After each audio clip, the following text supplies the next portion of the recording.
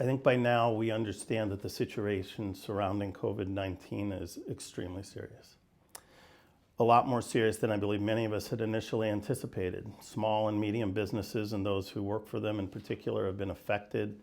They're causing disruptions that we haven't seen for many, many, many years. Some of your team members may have young children now out of school who require significant time and attention. Others may have elderly parents or relatives or friends, neighbors who now have special needs.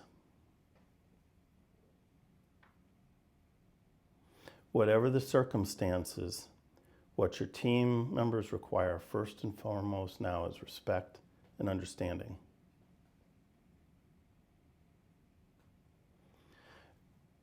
They're confused, they're apprehensive. The last thing they need is another list of things to do. What they are looking for from you as a leader is care. I encourage leaders to use this time to demonstrate genuine care and compassion and a willingness to help. I talked earlier about asking, how are you? That's an important question right now. For the leaders listening in, you can understand and you can make a plan. This period is going to be defined by measuring your risks, preparing contingencies, and none of us know what this situation is going to look like a month from now, even a week from now. But faced with the crisis and the challenge of adapting to new conditions, companies are either going to get better or they're going to fall back.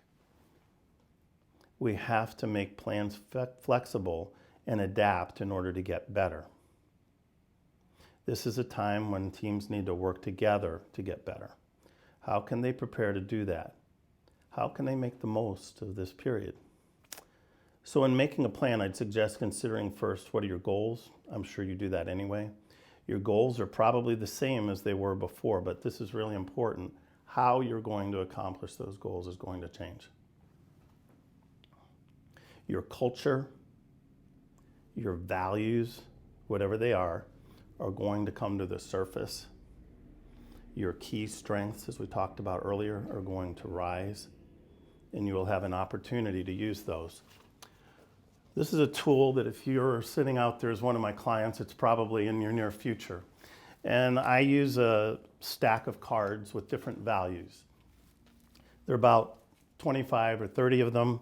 They go from anything from loyalty to justice to creativity to honor to relationships, honesty, skill, community, knowledge, a whole bunch of different values.